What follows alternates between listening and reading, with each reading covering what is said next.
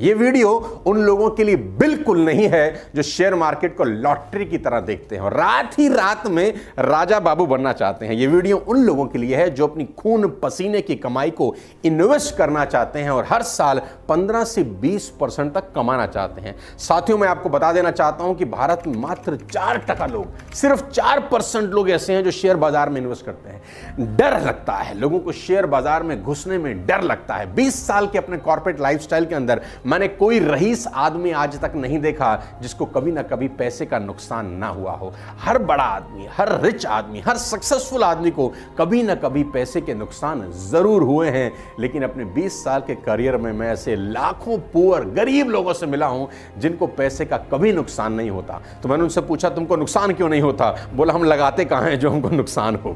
भारत में 4% लोग सिर्फ शेयर मार्केट में इन्वेस्ट करते हैं और अमेरिका में यह आंकड़ा 50% से ज्यादा का है। भारत में सही मायने में शुरुआत भर है। दोस्तों, मैं आपको बता दूं बहुत गर्व के साथ कि भारत की इक्विटी मार्केट आज दुनिया में 6ठे नंबर पे है। जी हां, आपने ठीक सुना, भारत की इक्विटी मार्केट आज दुनिया में 6ठे नंबर पे है। यूएस, चाइना, जापान, हांगकांग और यूके के बाद भारत सबसे बड़ा बाजार है। और मेरा यह मानना है कि हर व्यक्ति में इतनी बुद्धि तो जरूर होती है कि वो शेयर बाजार में सफल हो सके। मेरी नजर में अगर आपने 10वीं क्लास की मैथ्स की परीक्षा पास की है तो आप ये काम आसानी से कर सकते हैं। आज के इस वीडियो में पूरी जानकारी दूंगा आपको शेयर बाजार की। सबसे पहले समझाऊंगा शेयर बाजार और ट्रेडिंग के बारे में, होता क्या है। बहुत आसान भाषा में, साधारण लैंग्वेज में आपको शेयर बाजार का पूरा खाका समझा दूंगा। आज शेयर बाजार में उन कंपनियों के शेयर खरीदे और बेचे जाते हैं जो स्टॉक एक्सचेंज में लिस्टेड हैं। भारत में 2 तरह के स्टॉक एक्सचेंज है। सिंपल है, बीएसई जिसको बॉम्बे स्टॉक एक्सचेंज बोलते हैं, एनएसई जिसको नेशनल स्टॉक एक्सचेंज बोलते हैं। आपको किसी भी एक्सचेंज से शेयर खरीदने और बेचने हैं तो एक ब्रोकर की जरूरत होती है। आप डायरेक्टली ऐसा नहीं कर सकते। पुराने जमाने में शेयर कागज के रूप में खरीदे और बेचे जाते थे, लेकिन आजकल सब इलेक्ट्रॉनिक है, सब मोबाइल के ऊपर है। आप मोबाइल पे खरीद फरोख्त कर सकते हैं। यही वजह है कि आपको शेयर रखने के लिए अब एक डीमैट अकाउंट की जरूरत होती है। शेयर खरीदने और बेचने की प्रक्रिया को ही ट्रेडिंग कहते हैं। साथियों, ट्रेडिंग बेसिकली 2 तरह की होती है। सिंपल है, 2 तरह की ट्रेडिंग। पहली डे ट्रेडिंग, दूसरी डिलीवरी बेस्ड ट्रेडिंग। अब ये क्या बला है? डे ट्रेडिंग में आप शेयर जिस दिन खरीदते हैं उसी दिन शाम को बेच देते हैं, चाहे फायदा हो या नुकसान, उसी दिन हिसाब किताब बराबर। और दूसरी तरफ डिलीवरी बेस्ड ट्रेडिंग, ये मेरे दिल के बहुत करीब है। इसमें आप शेयर खरीद कर अपने पास रखते हैं, पेशेंस रखते हैं और भाव बढ़ने का इंतजार करते हैं। दोनों की तरह की ट्रेडिंग में सक्सेस प्रिंसिपल बिल्कुल जुदा हैं, अलग होते हैं। डे ट्रेडिंग में न्यूज और अफवाहों का बहुत बड़ा रोल होता है।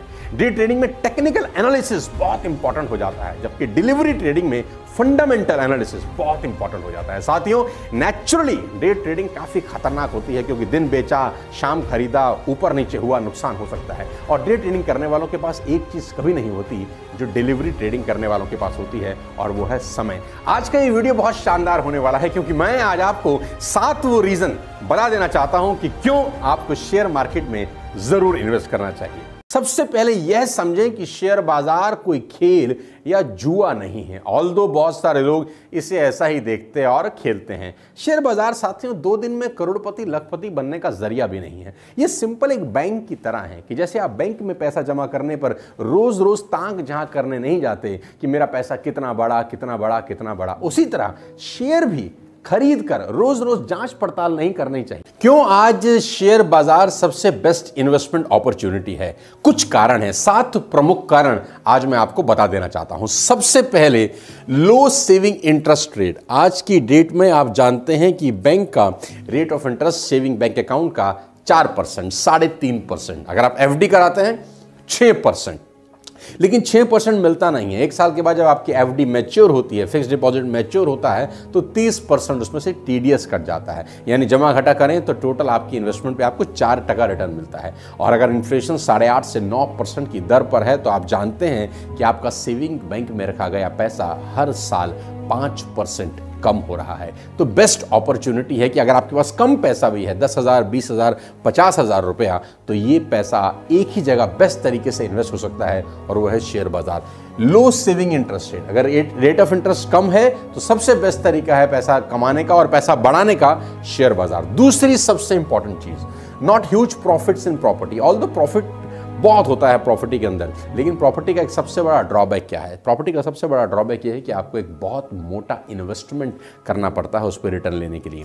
कोई भी प्लॉट, कोई भी प्रॉपर्टी, कोई भी कमर्शियल प्रॉपर्टी में एक ह्यूज इन्वेस्टमेंट की जरूरत होती है। और आज की डेट में प्रॉपर्टी फायदे का सौदा नहीं रहा। क्यों? टैक्सेस बढ़ गए हैं, रजिस्ट्री कॉस्ट बहुत बढ़ गई है, और एक मिडिल क्लास फैमिली के लिए इतना सारा पैसा एक साथ इन्वेस्ट करना बहुत मुश्किल है। इसलिए शेयर मार्केट एक बेस्ट ऑप्शन साबित हो जाता है। You will get dividend. सबसे इंपॉर्टेंट क्या है? शेयर बाजार में अगर आपने शेयर खरीद रखे हैं तो उसके ऊपर कंपनी आपको डिविडेंड भी देती है। यानी आम के आम गुठलियों के भी दाम। आपका पैसा सुरक्षित भी है, बढ़ भी रहा है, और साथ साथ आपको हर साल डिविडेंड मिल रहा है। और डिविडेंड में सबसे अच्छी बात यह है टैक्स फ्री है, क्योंकि टैक्स पे करती है वो कंपनी जिसकी शेयर आपने बाय कर रखे हैं। चौथी सबसे इंपॉर्टेंट चीज, gold buying is outdated now. वो जमाने चले गए जहां लोग गोल्ड में बाय करते थे, गोल्ड खरीदते थे, रखते थे। आज की डेट में सोना सिर्फ बैंक लॉकरों की शोभा बढ़ा रहा है, और आज के माहौल में महिलाएं बाहर सोना पहन के असुरक्षित महसूस करती हैं, और मिलावट की समस्या वैसी की वैसी ही है। बहुत सारे लोगों के पास गोल्ड है, लेकिन वो सिर्फ और सिर्फ लॉकरों की शोभा बढ़ा रहा है। तो सबसे बेस्ट है वो पैसा अगर आप इन्वेस्ट करना चाहें तो शेयर बाजार आपको इस सुविधा देता है। Short term capital gain. सबसे इंपॉर्टेंट बात क्या है? प्रॉपर्टी में अगर आप कोई प्रॉपर्टी बाय करते हैं, फॉर एग्जांपल आपने 1 करोड़ रुपए का एक प्रॉपर्टी बाय किया और 1 साल में उसको 1.5 करोड़ रुपए का बेच दिया, तो 50 लाख रुपए जो एक्स्ट्रा अमाउंट है उस पर 20% आपको कैपिटल गेन देना पड़ता है, 20%। लेकिन अगर आप शेयर में कहानी वही की वही कॉपी पेस्ट करते हैं, यानी आपने कोई शेयर 1 रुपए का खरीदा और 5 रुपए का बेचा, तो 4 रुपए के ऊपर आपको 20% नहीं, सिर्फ 10% कैपिटल गेन देना पड़ता है। जहां प्रॉपर्टी में 20% है, वहां शेयर बाजार में शेयर के ऊपर 10% सिर्फ आपको टैक्स देना पड़ता है। शेयर बाजार का सबसे ज्यादा इंपॉर्टेंट चीज क्या है? अगर आप पीपीएफ और जीपीएफ में भी इन्वेस्ट करते हैं, नॉर्मल लोग, बहुत सारे पुराने ढर्रे के लोग हैं जो पीपीएफ में पैसा लगा रहे हैं या जीपीएफ में पैसा लगा रहे हैं, फाइनली वो सारा पैसा घूम फिर के शेयर बाजार में ही लग जाता है। और शेयर बाजार में पैसा लगाने का सबसे सुखद चीज जानते हैं क्या है? सबसे आखिरी में, price rise of share is the best advantage. Dividend तो एक बहुत छोटी चीज है, असली मजा तो शेयर के भाव बढ़ने में है। मैं आपको एक छोटा सा उदाहरण देके इसको समझा देना चाहता हूं। मान लेते हैं आप 2010 में आपने एक स्टॉक खरीदा, नेस्ले। एग्जांपल देता हूं मैं आपको। मान लेते हैं आपने 2010 में एक स्टॉक खरीदा नेस्ले। आपको शेयर बाजार का शौक है, आपने नेस्ले खरीदा, आपके पास 1 लाख रुपए टोटल है। शेयर प्राइस है 2500 रुपए के आसपास। नेस्ले का शेयर प्राइस है 2500 रुपए और आपने 1 लाख रुपया टोटल लगाया। इस हिसाब से आपको 40 शेयर मिल गए नेस्ले के, राइट? आपको 40 शेयर मिल गए। आज 2022 में नेस्ले का शेयर प्राइस है 18,000 रुपए। Today the share price is 18,000 rupees. यानी जो 1 लाख रुपए आपने लगाया था, आज वो करीब करीब 7.5 से 8 लाख रुपए हो गया है। यानी आपकी इन्वेस्टमेंट करीब करीब 8 गुना हो गई। पिछले 12 साल में अप्रॉक्सीमेटली 15 से 17% का रिटर्न आपको देता है। वहीं सेविंग में आपका रिटर्न मात्र 3 से 4% था। दूसरा एग्जाम्पल देता हूं। मान लेते हैं एक कंपनी है जिसका नाम है ब्रिटानिया। ब्रिटानिया का स्टॉक आपने 2010 में खरीदा, 157 रुपए का स्टॉक था, 157 रुपीज, 157 रुपए का शेयर प्राइस था और आपने 1 लाख रुपए इन्वेस्ट किए। 1 लाख रुपए इन्वेस्ट करके अगर 157 रुपए का शेयर है तो करीब करीब 600 शेयर आपके नसीब में आए, 600 शेयर आपकी झोली में आए।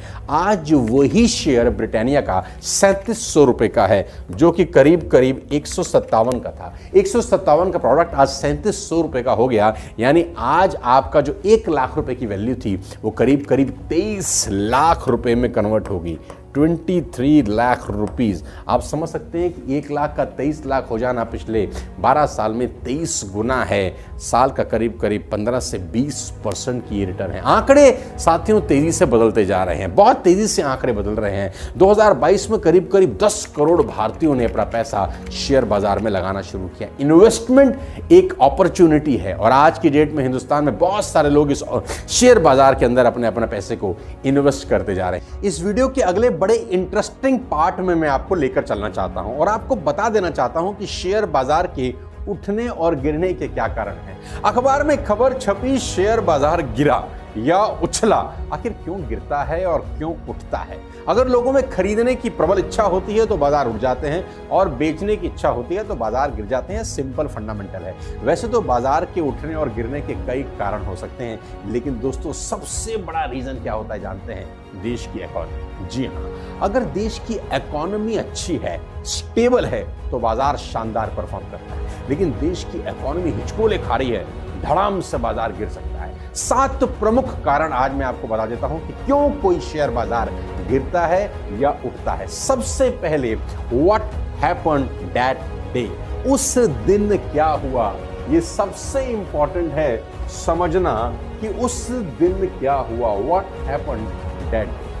जी हां, शेयर मार्केट रोज बदलती है। किस तरफ करवट लेगी ये इस बात पर डिपेंड करता है कि उस दिन देश का माहौल कैसा है। पॉजिटिव न्यूज ज्यादा है या नेगेटिव न्यूज ज्यादा है? पॉजिटिव न्यूज के कारण मार्केट बढ़ती है, नेगेटिव न्यूज के कारण गिरती है। खबर आई कि भारत की जीडीपी 8% रहेगी, बाजार उछल जाता है। खबर आई कि सरकार प्राइवेटाइजेशन करने जा रही है, बाजार उछल जाता है। खबर आई टैक्सेस बढ़ने वाले हैं, बाजार गिर जाता है। उस दिन क्या हुआ बहुत बड़ा रोल प्ले करता है वो पर्टिकुलर डे। दूसरी इंपॉर्टेंट चीज, पॉलिटिकली स्टेबिलिटी। जी हां, ये बहुत इंपॉर्टेंट रोल प्ले करता है। शेयर मार्केट को राजनीतिक स्टेबिलिटी बेहद पसंद है। स्टेबल गवर्नमेंट में मार्केट हमेशा ग्रो करती है, लेकिन अगर पॉलिटिकली इनस्टेबिलिटी है देश के अंदर तो बाजार गिरता ही गिरता है। तीसरी सबसे इंपॉर्टेंट चीज, इन्फ्लेशन। जी हां, इन्फ्लेशन का शेयर बाजार के ऊपर बहुत बड़ा प्रभाव पड़ता है। महंगाई का इकोनॉमी पर अच्छा खासा प्रभाव पड़ता है। जब जब महंगाई बढ़ती है, सीधी सी बात है, महंगाई बढ़ती है तो कॉस्ट ऑफ प्रोडक्शन बढ़ जाता है। किसी भी माल को बनाने की कॉस्ट बढ़ जाती है, लागत बढ़ जाती है। कॉस्ट बढ़ते ही डिमांड कम हो जाती है, जिससे सेल्स और प्रॉफिट कम हो जाते हैं। सीधी सी बात है। इसके अलावा महंगाई बढ़ने से इंपोर्ट एक्सपोर्ट का बैलेंस भी गड़बड़ हो जाता है। महंगाई की दर अगर कम है बाजार उठ जाएगा, अगर दर ज्यादा है बाजार गिर जाएगा। चौथी सबसे इंपॉर्टेंट चीज, क्रूड ऑयल प्राइसेस। कच्चे तेल की कीमतों का भी शेयर बाजार पर अच्छा खासा प्रभाव पड़ता है। अंतर्राष्ट्रीय बाजार में अगर ऑयल की कीमतें बढ़ रही हैं तो शेयर मार्केट की गिरने की पॉसिबिलिटी बढ़ जाती है। क्यों? क्योंकि मैक्सिमम कंपनीज पर इसका बुरा असर होता है, क्योंकि उनका कॉस्ट ऑफ प्रोडक्शन बढ़ जाता है, या फिर उनको अपने प्रोडक्ट के दाम बढ़ाने पड़ते हैं या मार्जिन कम करना पड़ता है। मार्जिन कम होने से प्रॉफिटेबिलिटी कम होती है, प्रॉफिट कम होने से बाजार गिरने की संभावना बढ़ जाती है। पांचवी सबसे इंपॉर्टेंट चीज हमारे देश में, मॉनसून भी एक बहुत बड़ा रोल प्ले करता है। जी हां, आपने ठीक सुना। क्या आप सोच सकते हैं कि मॉनसून का भी शेयर बाजार पे प्रभाव पड़ता है? जी हां, भारत में मॉनसून भी शेयर मार्केट को इफेक्ट करता है, क्योंकि भारत की इकोनॉमी में कहते हैं भारत एक कृषि प्रधान देश है। मॉनसून इसमें मेजर रोल प्ले करता है। शेयर बाजार अगर आप ध्यान से देखेंगे तो पाएंगे मई और जून में रुक सा जाता है। अगर मॉनसून बहुत अच्छा हो बाजार चढ़ता है, खराब मॉनसून बाजार गिरा देता है। छठी सबसे इंपॉर्टेंट चीज, FII, फॉरेन इंस्टीट्यूशनल इन्वेस्टमेंट, यानी बाहर के लोगों द्वारा देश में खरीदारी। अगर बाहर के लोग देश में पैसा डालते हैं तो शेयर बाजार उठ जाता है। अगर बाहर के लोग देश से पैसा विड्रॉ करना शुरू कर देते हैं तो बाजार की गिरने की संभावना बढ़ जाती है। सातवीं सबसे इंपॉर्टेंट चीज, ग्लोबल शेयर मार्केट। जी हां, अगर दुनिया भर का शेयर बाजार गिर रहा है तो उसका प्रभाव भारत के शेयर मार्केट पर पड़ता है। ग्लोबलाइजेशन के इस दौर में वर्ल्ड इकोनॉमी का हमारे शेयर बाजार पर अच्छा खासा फर्क पड़ता है, खासतौर पर अमेरिकन इकोनॉमी का। यह प्रभाव इसलिए भी पड़ता है साथियों क्योंकि इन्फोसिस, विप्रो जैसी बड़ी बड़ी कंपनियां अमेरिकन शेयर मार्केट में लिस्टेड हैं, और वहां अगर कीमतें गिरती हैं तो नेचुरली इसका असर यहां भी होता है। शेयर बाजार को आप कंट्रोल नहीं कर सकते। सबसे मजे की बात, दुख की बात, सुख की बात क्या है कि शेयर बाजार को आप कंट्रोल नहीं कर सकते, ना ही शेयर प्राइजेस पर आपका कोई बस है। इसके रिस्क फ्री कैसे बना सकते हैं? इसे रिस्क फ्री बनाने के लिए और अंदर तक समझने के लिए सही गाइडेंस की जरूरत है, सही कोचिंग की जरूरत है। साथियों, आज के इस वीडियो के अंदर मैं जानता हूं कि कंटेंट लंबा है, वीडियो बहुत बड़ा था। उम्मीद करता हूं कि आपको शेयर बाजार के बारे में अच्छी खासी जानकारी हो गई होगी। अगले किसी और वीडियो में फिर आपसे मुलाकात करूंगा। तब तक अपने स्वास्थ्य का, अपने सेहत का ध्यान रखिए, इन्वेस्टमेंट जरूर करिए, अच्छी जगह करिए, और जल्दी पैसा कमाने के बारे में कभी मत सोचिए। Patience is the key to investing. पैसा कमाने में जो सबसे इंपॉर्टेंट चीज रोल प्ले करती है वो है आपका पेशेंस। जल्दी ना करें और किसी के सुन के कुछ ना खरीदें, सुने सबकी, करें अपने मन की। अगले फिर किसी और वीडियो के साथ फिर आपसे मुलाकात करूंगा। तब तक अपने स्वास्थ्य का, सेहत का ध्यान रखें। Wish you all the very best. You, thank you so much. जय हिंद।